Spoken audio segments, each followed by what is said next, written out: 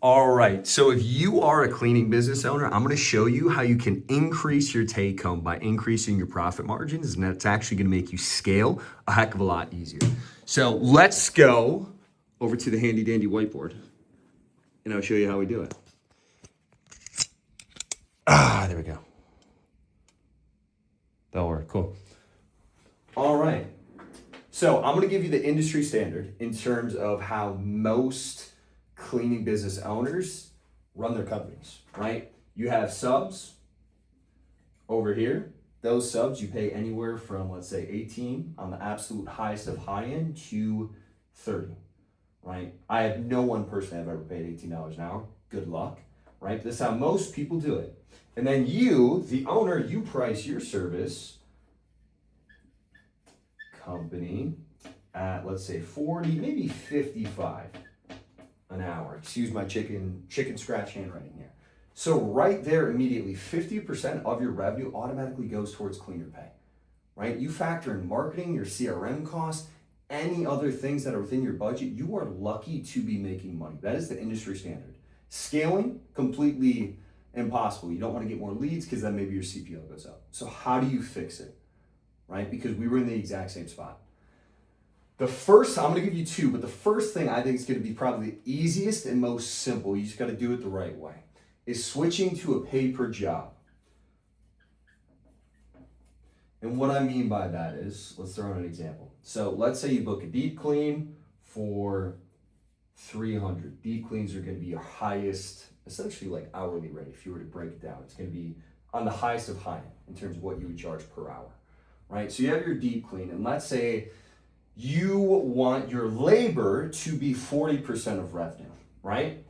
So 40% of that 300 would be 120. That's what you want your labor cost to be, right? So then you're going to be searching around for your lowest cleaner, right? That's, they've got the lowest hourly rate that you can use. You send them, they absolutely butcher the job, client's pissed, you have to send someone else back to fix it. It's a nightmare, it's terrible. Instead, incentivize the right things, right? If you pay 120 for this job, you give the cleaner a checklist, you have an SOP, right? Client's requests are this, that, and the other, right? Here's what we are willing to pay for the job, right? And if you get good feedback, if you get a 5-star review, if they convert to recurring, whatever it is, you can throw on bonuses, whatever you want to do, right? Like these are your contractors at the end of the day. But doing that, when you have that SOP, when you have that process in place, it allows you to price per hour versus per job. You just need parameters to protect your downside. And in doing so, all of a sudden, labor goes from 50% of rev to closer to 40, right? If you're doing 20K a month, I mean that's still, it's gonna help move you in the right direction, right? Especially as you get to 30. You're laying down the correct foundation, which is the name of the game. You cannot scale off crumbs. You multiply 0, it's still 0, guy. Promise you, because I've been there. So that's the first way to do it, is switching to pay per job, having SOP, having standards in place to ensure that at no point do your standards dip and your quality dips. Right? That's the first way to do it. Easiest by far. The second way is going to be to increase your value. Right? And a lot of people just throw this around. This is like super cliche, so stay with me. But increase value. And here's what I mean, is if you price in this range at 40 to, let's say, 55, that sounds crazy for some people, 55 an hour for your cleans, you're a commodity. It's a race to the bottom. Like how many times on calls, be like, oh yeah, we're gonna get other quotes, that's way too expensive, that's out of our budget. It's because you're a commodity. You're doing the same thing as everyone else and expecting different results.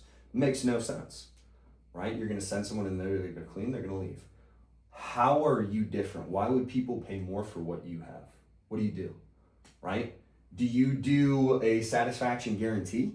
Meaning if they're not happy with the clean, you'll do another clean for free until they are, right? Do you have insurance? Are your cleaners insured? Are they background checked?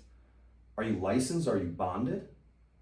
All these things, right? When you add in insured, bonded, background check,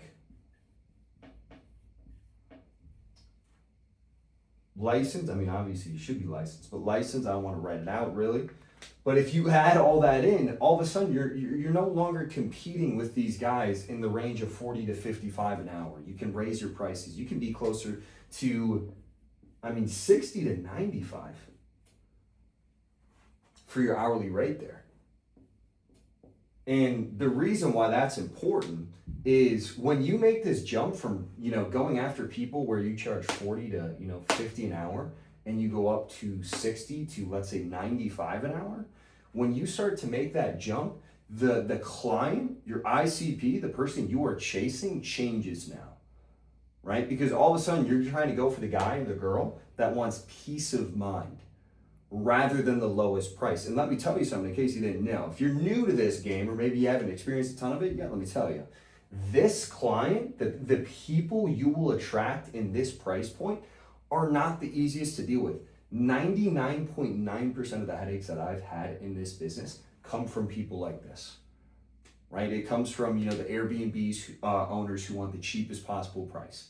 The person who's moving out tomorrow because their landlord's gonna evict them and they want it cleaned and they want their, security deposit back. All these nightmares exist in here. Not all of them, but pretty dang close. All of them exist in here.